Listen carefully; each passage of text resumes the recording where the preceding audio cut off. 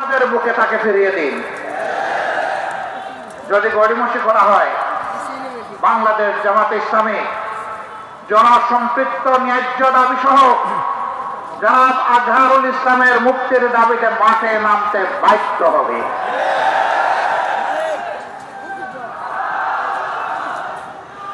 প্রিয় দেশবাসী,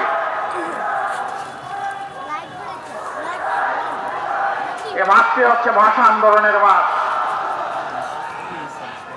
52 সালের ভাষা আন্দোলনে তরতাজা যে জীবনগুলা ঝরে গিয়েছিল, আজ আমি তাদেরকে গভীর শ্রদ্ধার সাথে স্মরণ করছি।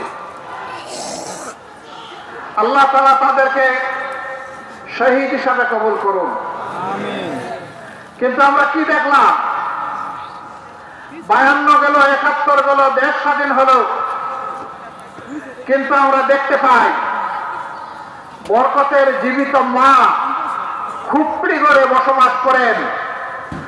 বর্ষার সময় উপর থেকে পানি পড়ে আর গ্রীষ্মকালে রোদ ঢোকে।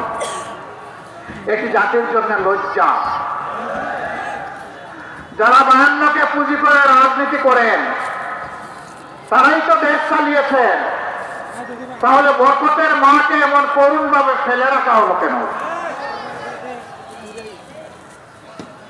এরকম এক বরকত নয়। ঘাটে ঘাটে যাদের জন্য জীবন দেওয়া বরকতেরা, বরকতের মায়েরা, সন্তানেরা, স্ত্রীরা সত্যিকার অর্থেই আজকে সমাজে উপেক্ষিত। আর যারা তাদের নামে রাজনীতি করেছে, এরা জনগণের সম্পদ লুটে শুধু গত 15.5 বছরে বাংলাদেশ থেকে 26 লক্ষ